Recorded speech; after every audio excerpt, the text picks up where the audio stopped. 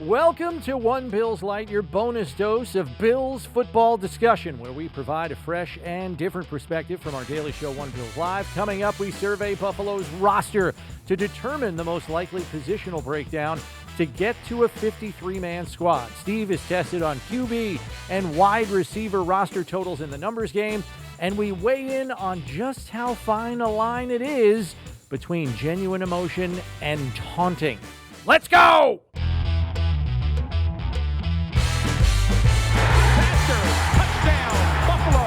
And it's Steve Tasker who has been all over the field. Kind of unique. He was kind of a dual-role player for you. Steve! A balloon. Steve! A blimp? We're not even in the stratosphere of normalcy here.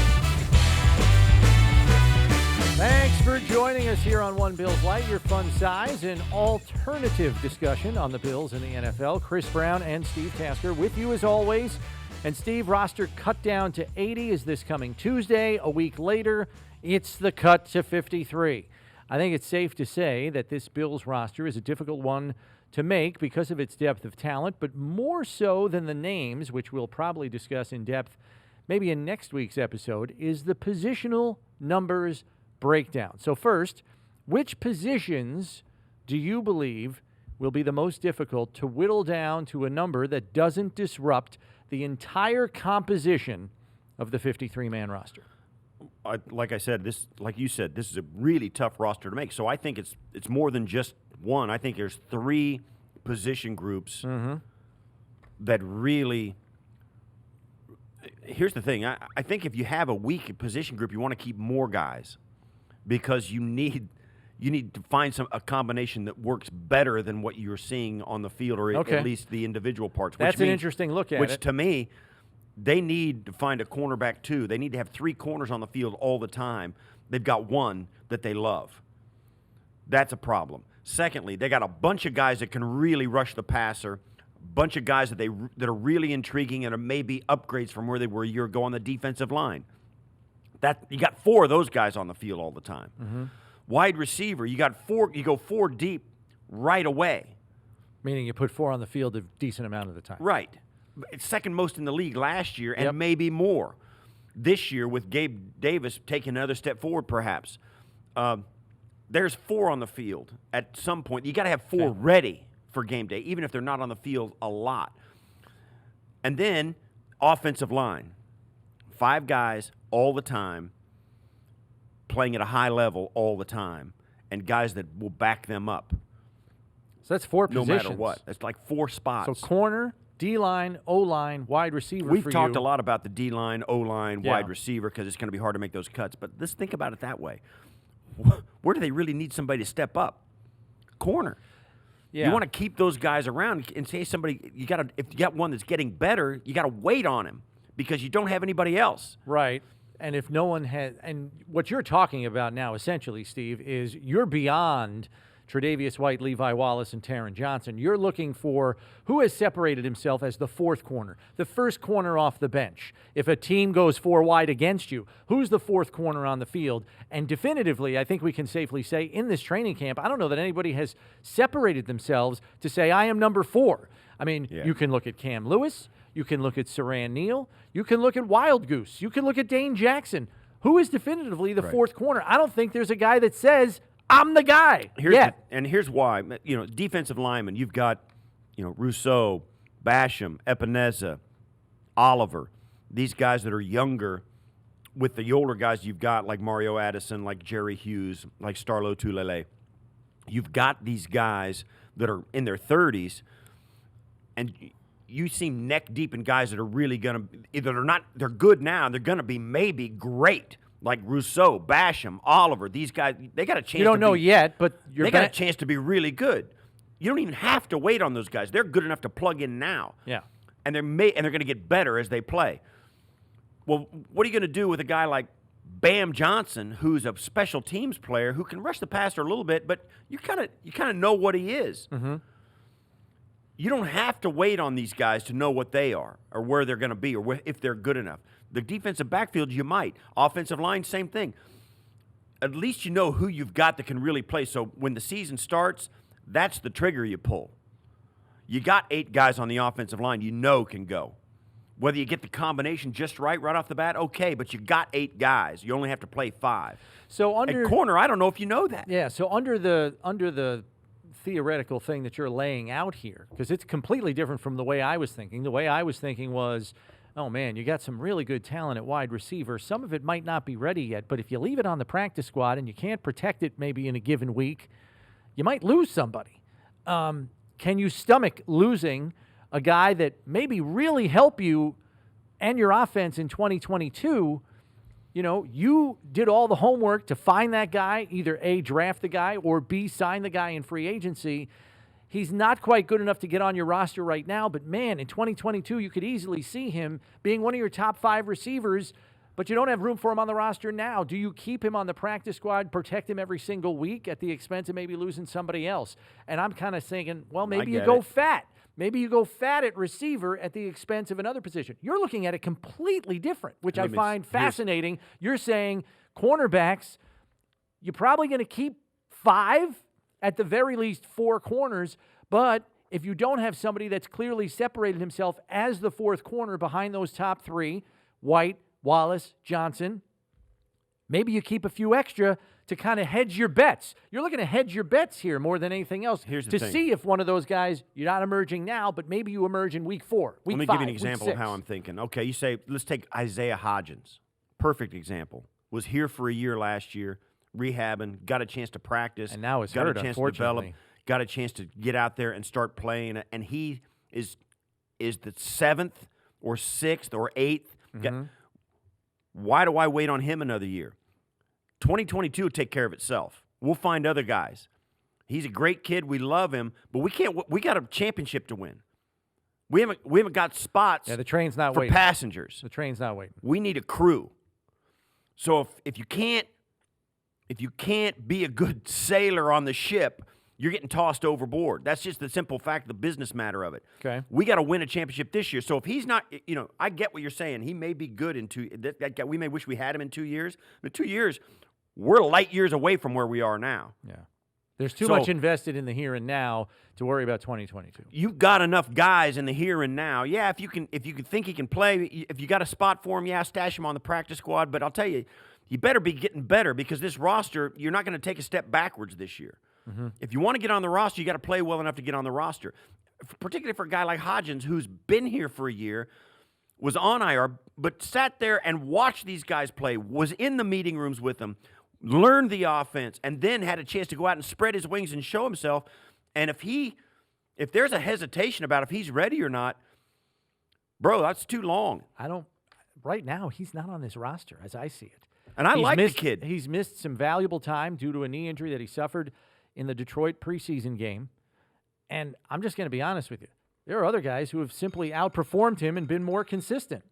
They've just been flat out more consistent, like Jay Kumaro, more consistent. Isaiah McKenzie, more consistent. Those 2 guys are my 5 and 6 as I see it right now. And I don't know, maybe you can make the argument Lance Lenore has been more consistent than him. All right. So all right, the bell went off. We got to end that discussion. Move on. do you foresee a scenario, Steve, where one of those positions that you described may force the Bills to carry fewer players at another position? Yeah, you got to. You got to. That's the way it is. Now, here's the thing, and this is why this has been such a hot topic during training camp. And I'll put my finger quotes up. It's positional flexibility. Yeah. It's a guy who can play defensive end and defensive tackle, a guy who can play safety and corner, a guy who can play linebacker and safety, a guy who can play slot receiver and outside receiver, running back and fullback, tight end. And all of the umbrella over all that is a special teams guy. If you can do 2 things for the defensive line, defensive end, defensive tackle, and play special teams, a la Bam Johnson, you can't get rid of those guys. They have to have a place because you need them on game day to win games. Forget about, hey, we're going to rush the pass. He gives us depth. You got to win games, and you got to have, on game day, 46 guys, 47 guys clicking, and they got to cover all those spots. You've got 88 spots that you've got to cover on special teams every week. 11 guys on punt, 11 guys on punt return is 44 spots. 11 guys on punt, 11 guys on punt return, 11 guys on kickoff, 11 guys on kickoff return. And 11 guys on field goal and 11 guys on field goal defense. That's 66. That's why I always say that. 66 spots. Mm-hmm. You only got 45 guys. Do the math. That's why, special teams coordinators got to know all these guys. And you got to have guys out there to perform at a high level. Think about it. A blocked field goal for a touchdown, that's a 10-point swing. You lose. A blocked punt for a touchdown, 7 points that you didn't count. That you lose. Right. So, well, yeah, 78% of the games in the league Yeah. are determined by 7 points or less. So you lose. So that, to me, is as big an issue as anything, is position flexibility. yeah, And those are the guys that really, really have a leg up on being a guy. Even if it's the bottom half of the roster, they're going to be there. I think linebackers a position where they could go shorter, knowing more often than not they only have 2 linebackers on the field defensively. Maybe they only have 5 linebackers, and use the other 3 on special teams. Maybe they borrow a safety to serve as a hybrid linebacker to cover them Go there big nickel in or something, a situation like that, knowing how much nickel defense they play. I could see linebacker being a place where they go shorter on numbers to accommodate somewhere else to go longer on numbers. Maybe that one less guy you take at linebacker gives you the luxury to keep a guy like Darryl Johnson who can play defensive end and is a core special teamer, and you carry 1 extra defensive end as a result of that. Maybe on offense, you carry 1 less tight end and you only have 3. So you can carry an extra receiver and maybe you have 7 receivers. Or maybe you carry someone like Reggie Gilliam who can play fullback and tight end, and you carry only 3 true tight ends. These are the kinds of mixing and matching we could see coming up before the August 31st deadline to get to 53 men on the roster. And, Steve, the return of a 16-player practice squad again this year, I think, helps to allow the Bills, and other teams for that matter, that might be in this kind of a situation where they don't want to maybe lose depth of talent that they believe could be roster worthy in the very near future. Here is a good conversation to have with an expanded practice squad. You have to believe that personnel departments and coaches are breathing a sigh of relief that returned for another year. So what that really means to me is, and you can clarify it for me if you want, Brownie, the 4 of those 16 guys on the practice squad are protected every week. They can't be poached. Yeah, you have to designate each week which means who the 4 players are that can't be signed away to another team's roster by another NFL club. Which means you actually have a 57-man roster. Mm-hmm. And that's how you have to think about it. But you may have to decide on a couple of those guys during the week. You can't wait till game day to do it. Right. It gives you 4 flexible spots. So if somebody goes down with an injury that you don't want to put them on IR or whatever, they're a 50-50, you could put them on you get 2 call-ups a week. Right. So you can get up to 55 players right. temporarily on your roster. Right. So it's even like a Steph Diggs, boom, practice squad protected for a week. That's crazy. But yeah. So you can roll that. So now that gives you some flexibility to go extra at these spots, knowing you've got a couple of guys on the back burner. So that's where you might stash an extra defensive lineman, an extra corner, an extra offensive lineman, an extra wide receiver. Right. There's your 4 guys that you need the extra guy for. Not only that, with the expanded practice squad, you can have up to 6 players with unlimited NFL vested experience. Like you could put a 10-year vet. Yeah, you could have put on the practice squad. You could put 6 players. You could put Jerry Hughes out there. You could. I mean, and so whatever circumstances would do that, I can't think of them, but yeah. But that brings up a situation like this that I thought about. I'm thinking to myself, okay, Tommy Doyle, the offensive tackle who was a 5th-round pick, is a guy that they've invested in, they want to develop and bring along, and certainly don't want to lose. Right. Do they put him on their 53-man roster and put someone like Jordan Devey, a veteran offensive lineman, on the practice squad and say, we can put this veteran here. If we have a rash of injuries and we need somebody to start, we can call him up that week. And we have Tommy Doyle on the active roster protected. He may not, he's probably our 8th lineman or 9th or whatever. Mm-hmm. And he's probably inactive most of the year, but at least we don't have to worry about protecting him on the practice squad because we got these 4 guys. And if we lose Devy, we lose him. It's not catastrophic. You know what I'm saying? You don't think you're going to lose Devy because Devy's been a free agent anyway, and because of his age, pro scouts, pro teams, all the other 31 other teams know who Jordan Devy is. A guy like Tommy Boyle or Tommy Doyle or whoever else, Jack Anderson, they don't quite know who he is. They haven't seen him on a pro field yet. And they might say, you know what, let's bring him in and look at him. So they might poach him. The young guys are the ones that teams kind of go after because they got an upside, theoretically. Jordan Devy's upside is already known. That's why Devy would go on the practice squad, and like Jack Anderson or Tommy Boyle he'd be protected, and you wouldn't risk losing him. Yeah. And that's the thought process behind it. So it makes a lot of sense, and that does give you an extra less than a handful of extra slots if you want to go heavy at a position. All right, good conversation there. Time now for the numbers game where we test Steve's acute mental processing skills in relation to the roster decisions that must be made for all 32 teams. Steve, we're going to see if you can guess how many NFL clubs carried 3 quarterbacks on their 53-man roster last season. Just throw a number out there. Because quarterbacks with 3. I mean, we know the Bills carried only 2 quarterbacks on their active roster. Right. They had 4 in the building, but they only carried 3. They only carried 2 on the active roster. Barkley and Allen.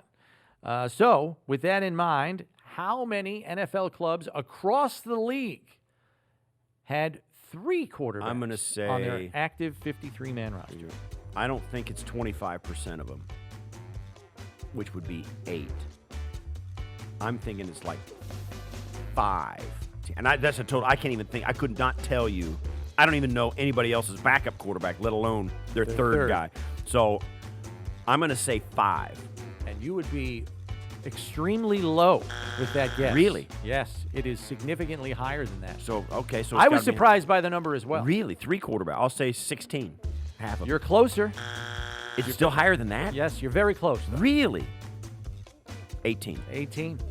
Really? 18 NFL clubs had 3 quarterbacks last year. Now, part of me does wonder, I didn't have the time to go and look and see what it was in 2019, so I wonder how much of it is pandemic-induced. Well, I mean, you can always have a 3rd quarterback on the practice squad. As we saw, the Bills had a 3rd and a 4th.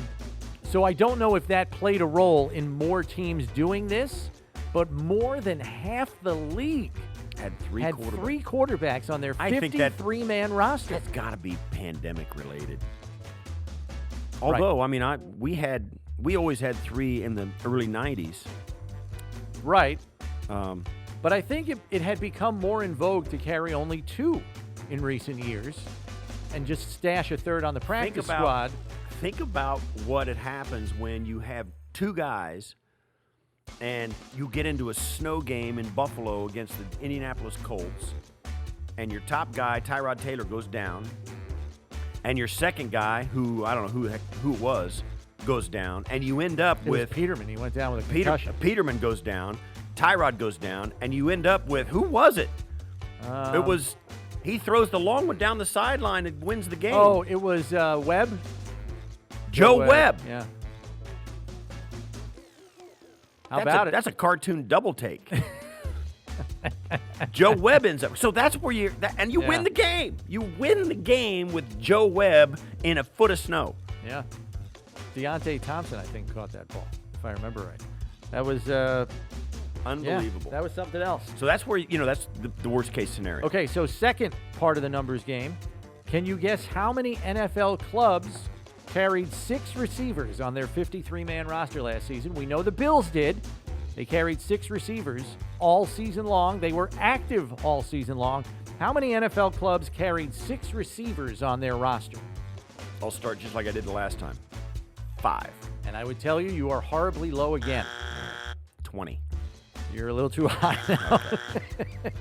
16? 16. Half the league carried 6 NFL receivers on their active roster. 9 teams carried 5. 7 teams, Steve, had 7 receivers on their active roster. 7. I don't think it's a. Did we have 7 at any time? We may have. I don't know. Because you and I went round and around, thought, wow, here they go. They're six Maybe when wide John again. Brown was down, although he was put on IR because it was a so it 3-week wouldn't count. IR deal.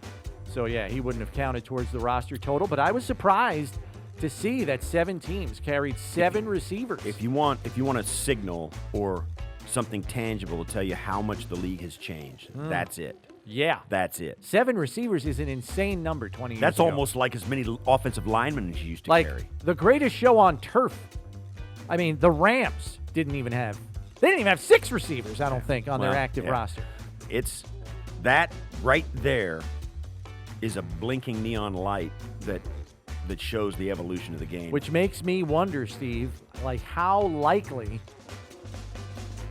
is there a chance that the Bills carry 7 receivers? There might be a chance they do. Well, think about it. There's only 5 guys eligible besides the quarterback. You know, Right. 4 wides and a running back, It's 4 wides probably and a just tight 6, end. and they put the other guys on the practice You know, squad, so right? the math of the rules won't let you go until they start playing, 8-man football and everybody's eligible. Yeah. Is it going to be like a wide receiver league like that? But you're right. Running backs are getting pinched. Tight ends are getting pinched. Unless because- a tight end is an extraordinary athlete and almost looks like a wide receiver. Right. Can run routes and catch Yeah. like a receiver. Then it's his physical size. Kyle Pitts. Then it's his physical size that can be a mismatch for the Yeah. defense. Otherwise, who cares? If you're not going to run the ball anyway, and he's not going to pass protect, put Isaiah McKenzie in for, a guy, and you got a guy that now they got to go 5 deep at corner. Yeah. And right now in the current situation around football at any level, corners are harder to find than wideouts. Yes, they are. It's a lot easier to run forward than backwards. So that's always going to be the case, I think. Yeah. Until people are able to flip their legs around. I I don't want to get into this too much, but you want to walk someplace. You'll go someplace where you walk into a place where there's some phenomenal athletes. The DB meeting room. Yeah.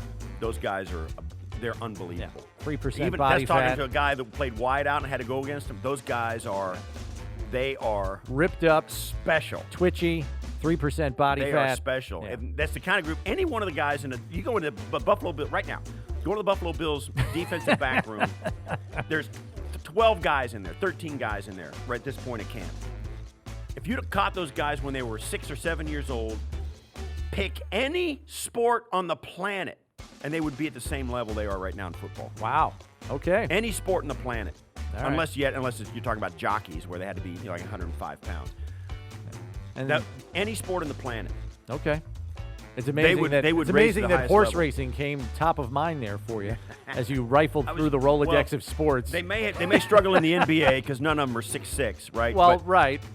anything that and Get they to the couldn't- hole, though. and they couldn't sumo wrestle, right? So, but anything like with a ball or a stick, Yeah. golf ball, golf club, hockey stick, baseball, I'm with you. hockey, you name it. Yeah. And that group of guys in any NFL team would rise to the top. Fair enough. I'm telling you right now. All right. Good addition to the numbers game there. We close up this episode of One Bills Lite with Steve. As we know, the officials will be flagging taunting as a point of emphasis all through the preseason, presumably the regular season as well. Recently, John Mara, owner of the Giants and a member of the competition committee, was asked about the enforcement against taunting, and he said the following, quote, "That's something we discuss every year in the competition committee. We get kind of sick and tired of the taunting that does go on from time to time on the field. We try to balance the sportsmanship with allowing the players to have fun, and there's always a fine line there. But none of us like to see that. It's just a question of whether you can have rules that can be enforced and without taking the fun out of the game, too. But nobody wants to see a player taunting another player. I know I certainly don't. I think the rest of the members of the competition committee feel the same way, too." The question for you, Steve, is how fine is the line that Mara describes, and how difficult might it be for officials to capably identify it and flag it outside of some of the obvious demonstrations? It's all about respecting your opponent. If you do something that's disrespectful to your opponent, it's taunting. If you celebrate in any way, shape, or form, it's not. And that. Here's the slippery slope. Now you're asking the official who's standing there trying to get the spot of the ball and everything else that's going wrong that he's responsible for. Now he has to discern intent. Right. You have to become a mind Which is reader. extremely subjective. You're a mind reader. Nobody's a mind reader. and it's subjective. That's a problem. I would say that if you are going to celebrate with your teammates, go for it. Just don't face any of the opponents on the field at all. Because you're in the end zone, you're fired up about a touchdown, you spin the ball on the ground, there better be no opponent in the general vicinity of that ball. That's right. Or you're going to get flagged for Here's taunting. another thing, too. Think about this. You stand up, because whatever the rules are, they will push the envelope. So, for instance, I tackle you with a devastating tackle. We both stand up. I stand 2 inches from you with my back to you, and Pump your fist. Pump your fist. It's the same thing. Yeah. Because you're because you're an inch away from the guy, and you're doing it to him, but you're not facing him. So run 20 yards away and then start celebrating, basically. That's right. You got to, and so anytime it can be construed as disrespect towards the guy that you're playing against. Is the line that you have to draw. And I sound like an old guy, and I am an old guy. I'm for it. I'm for it. I think there's too many people that watch the sport that it affects. Kids, especially.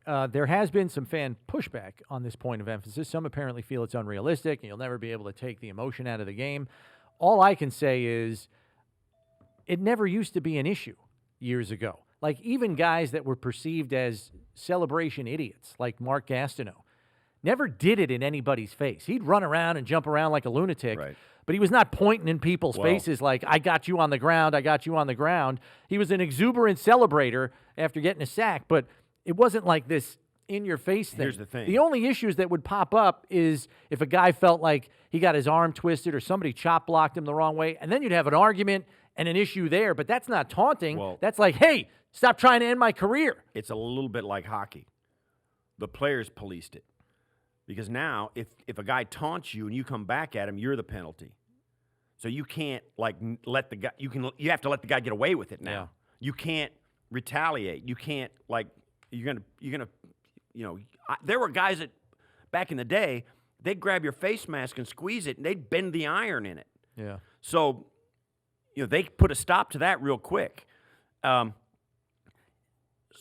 guys can celebrate and do all that, and they'll get away with it because if you retaliate against somebody who disrespects you or taunts you, you're the one that's getting a penalty. Now you're in trouble, and now it's both, and now that gets washed away, and it's like, now you're the bad guy. So players have become disciplined to that, and now that taunting comes back, guys are doing it with impunity, and it raises the heat on the other side of the ball, and somebody will retaliate in some way, shape, or form inside the rules. And you can say, well, that's all right, inside the... No. You want to play football. Right. You don't... Because when the guy puts that on film and he's out there, like lights out, like, right, all of that stuff, Mark Gastineau, all those guys, it comes back. Yeah, and I think the bottom line here is there is nothing that says you have to take the emotion out of the game. There's nothing that says players can't celebrate after a good play. Just don't humiliate your opponent while doing it. It's that simple. And I know there's varying degrees of it, but that should be the ultimate guideline. That's all the time we have this week. You can listen and watch One Bills Lite on the Bills YouTube channel. You can also subscribe on any of your podcast platforms. And always remember, when there isn't enough time for our daily show, One Bills Live, there is always enough time for One Bills Lite. For Steve Tasker, I'm Chris Brown. We'll catch you next week, everybody.